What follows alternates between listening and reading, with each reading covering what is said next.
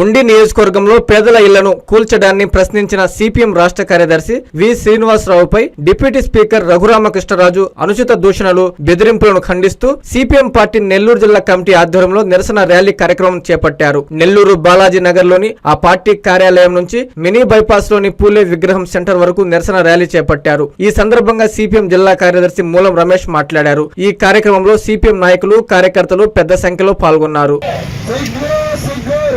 కృష్ణరాజు అనుచిత వ్యాఖ్యలు చేయడం, సిపిఎం రాష్ట్ర కార్యదర్శి వి శ్రీనివాసరావు గారిపై అనుచిత వ్యాఖ్యలు చేయడం, డౌన్ డౌన్ పేదోళ్ల ఇళ్లను కూల్చిన కూటమి ప్రభుత్వం, డౌన్ డౌన్ పేదోళ్ల ఇళ్లను కూల్చిన ఉండి నియోజకవర్గ రఘురామకృష్ణరాజు, డౌన్ డౌన్ విగ్గు పెట్టుకున్న రఘురామకృష్ణరాజు, డౌన్ డౌన్ రాష్ట్ర కార్యదర్శిపై అనుచిత వ్యాఖ్యలు చేసిన రఘురామకృష్ణరాజు, ఉండి నియోజకవర్గంలో పేదోళ్లపై ప్రతాపం చూపించిన రఘురామకృష్ణరాజు,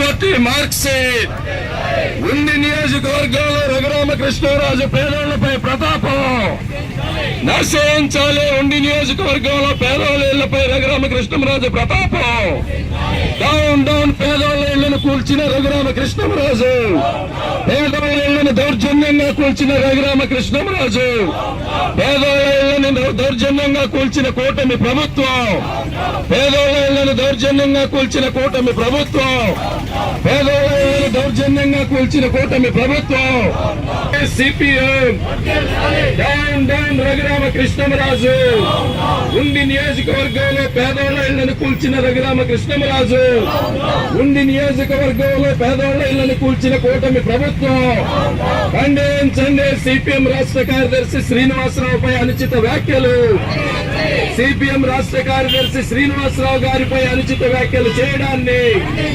సిపిఎం రాష్ట్ర కార్యదర్శి వి శ్రీనివాసరావు గారిపై అనుచిత వ్యాఖ్యలు చేయడాన్ని, డౌన్ డౌన్ పేదోళ్ల ఇళ్లను కూల్చిన రఘురామకృష్ణరాజు, డౌన్ డౌన్ పేదోళ్ల ఇళ్లను. రఘురామకృష్ణరాజు గారు ఆయన డిప్యూటీ స్పీకర్ గా ఉన్నాడు.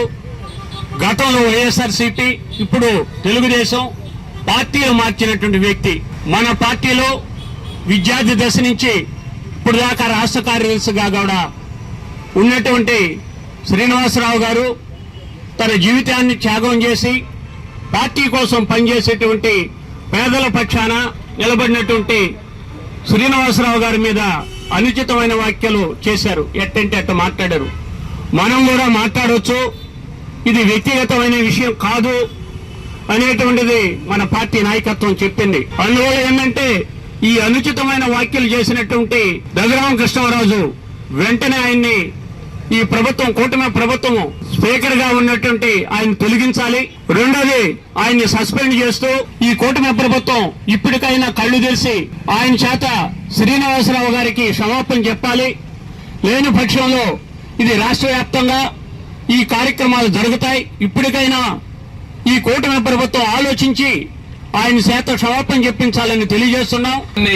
ఉద్యమ పదవులు అనేక నిర్బంధాలకి, కేసులకి, ఏ రకమైనటువంటి ఇటువంటి తాటాకు చప్పళ్లకి బెదిరిపోకుండా గడపడం అనేది కమ్యూనిస్టు నాయకులు అందిన వారసత్వం పుణికిపుచ్చుకుని ఈ రాష్ట్ర కమ్యూనిస్టు ఉద్యమానికి నాయకత్వం వహిస్తున్నటువంటి శ్రీనివాసరావు గారిపై ఒక అహంకారపూరితమైనటువంటి వైఖరితో ఈ ఉండి నియోజకవర్గ ఎమ్మెల్యే రఘురామకృష్ణరాజు అనేటటువంటి ఒక వ్యక్తి, అందరికీ తెలియదు అతను, కానీ అటువంటి వ్యక్తి ఈ రోజు అహంకారపూరితంగా మాట్లాడాడు.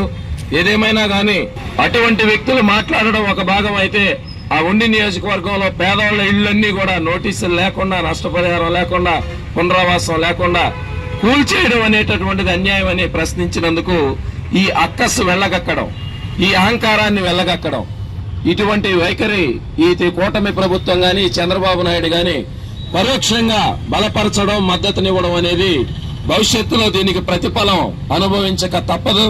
కాబట్టి రాష్ట్ర వ్యాప్తంగా ఈ సమస్యని, పేదోళ్ల ఇళ్లు కూల్చడం అనేటటువంటి సమస్యని రాష్ట్ర వ్యాప్తంగా ఒక ఉద్యమాన్ని చేపట్టేందుకు సిపిఎం రాష్ట్ర కమిటీ సిద్ధమైంది. 3 మండలాల్లో పేదల ఇళ్లు కూల్చేస్తే సిపిఎం రాష్ట్ర కార్యదర్శి వి శ్రీనివాసరావు ఆ ఇల్లును కూల్చడం సరైనటువంటిది కాదు, వాళ్ళకి ప్రత్యామ్నాయంగా ఇల్లు కట్టించి ఇవ్వాలనేటువంటి ఈ ప్రభుత్వాన్ని డిమాండ్ చేశారు. అయితే ఎవరైతే ఉండి నియోజకవర్గ ఎమ్మెల్యేగా ఉన్నటువంటి కృష్ణరాజు గారు, రఘురామకృష్ణరాజు, ఆయన స్పీకర్గా ఉండి శ్రీనివాసరావు గారి మీద అనుచిత వ్యాఖ్యలు చేశారు. వెంటనే ఇప్పటికైనా ఆ ఇల్లుని కట్టించి పేదవాళ్ళు ఎక్కడైతే కూర్చారో ఆ ఇల్లు నిర్మించాలనేటువంటిది శ్రీనివాసరావు గారు, రాష్ట్ర కార్యదర్శి వి శ్రీనివాసరావు గారు చెప్పిన మాటని దాన్ని అమలు చేయాలనేటువంటిది మేము కోరుతున్నాం.